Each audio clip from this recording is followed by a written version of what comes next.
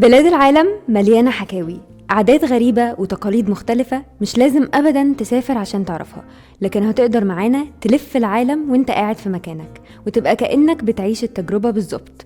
أنا جنى وهكون معاكم في بودكاست بلاد العجائب. في كل حلقة هناخدكم رحلة صغيرة البلد وهنعرفكم عاداتها الغريبة ونعيشكم معانا قصتها.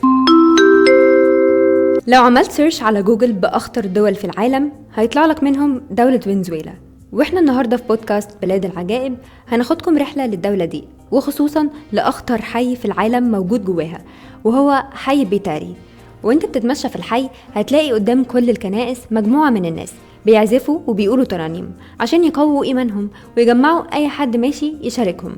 مش هتلاقي أماكن كتير تقعد تشرب فيها حاجة، لكن بالتأكيد هتلاقي واحد معدي وشايل على كتفه القهوة اللي بتشربها وانت واقف في الشارع. أما عن الأكلات الشعبية فهتلاقي الكاراكاس، واللي بتكون شبه الفطير، سعرها ما بيكونش غالي قوي، يعني في حدود $1 بس.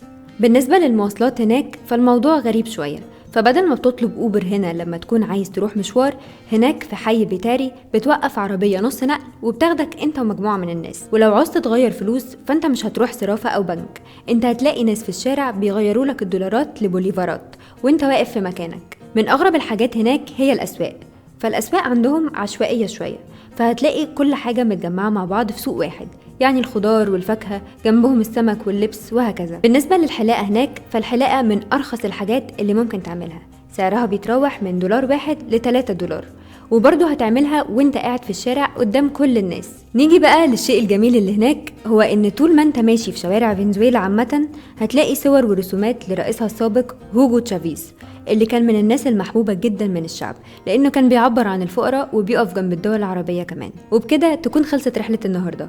استنونا في رحلتنا اللي جاية اللي هتكون في أبعد جزر العالم، واللي متسمية باسم أهم الحيوانات اللي موجودة فيها. أكيد عرفتوها. هنستنى مشاركتكم في الكومنتس.